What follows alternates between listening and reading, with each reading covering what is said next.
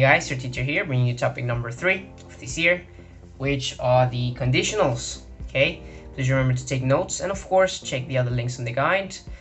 And let's begin. So let's begin with the first conditional. And the first conditional, as you know, we use it to talk about possibilities. Okay, things are possible. Okay, scenarios that are possible and their consequences. Okay, we can use the first conditional to give recommendations, to give advice, to give warnings, or just give some conditions. For example, if you study hard enough, you will get a high score.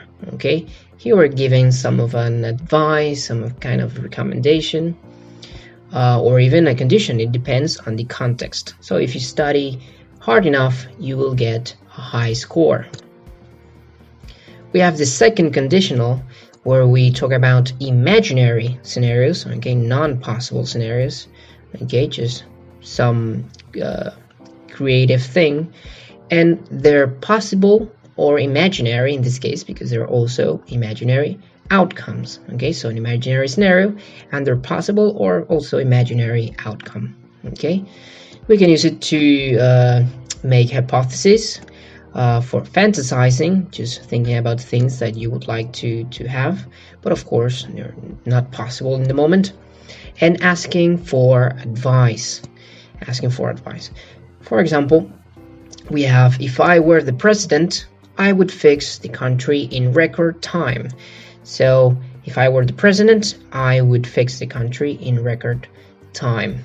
Of course, I am not the president. I'm not planning to be the president, but just a hypothesis of thinking, if I were the president, well, the possible outcome would be, or my imaginary outcome is, I would fix the country in record time. Then we have the third conditional. In the third conditional, we use it also to talk about imaginary scenarios, but in the past. So imaginary past scenarios, and of course their outcomes, also imaginary or possible outcomes. Those outcomes can be either in the past also or right now in the present.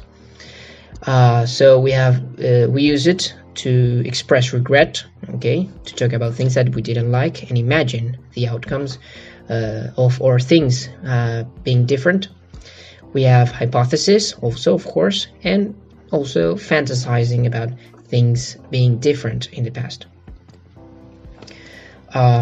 We have the example, if you hadn't gone to the party. So if you hadn't gone to the party, it would have been very boring. So here is a hypothesis. If you hadn't gone to the party, it would have been very boring. Okay, we have the outcome, a possible outcome here. With examples, we have a quick note first, and the note is that remember, okay, to remember, there is always a condition and an outcome. Okay, there's always something that happens, and there is a consequence or an outcome to that condition. The condition is the one that contains the if clause in it. Okay, so the if clause is the one that is the condition. Because as you know, we can have the if clause at the beginning or at the end. What's important is that the condition is in that if. So let's have some examples. For example, for a warning would be, if you don't take notes during class, you won't be able to study later. Okay, I'm giving you a warning. Hey, if you don't take notes during class, you won't be able to study later. I'm telling you right now, basically giving you some advice. But I'm giving you a warning, you won't be able to study later. Regret. If I had studied more, I would have passed the exam.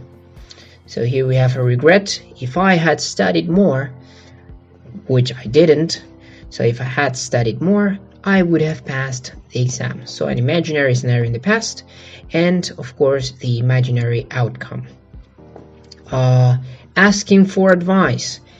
What would you do if you were in my situation? So we can ask for advice using the idea of, hey, if you were me, which you aren't, of course, so it's an imaginary scenario, what would you do if you were in my situation?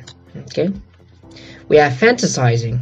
For example, if I won the lottery, I would spend it all in real estate. So just an imaginary scenario, just out of the blue. Hey, if I won the lottery, I would spend it all in real estate. That's just imaginary scenario and imaginary outcome. Well, guys, I hope you liked the class.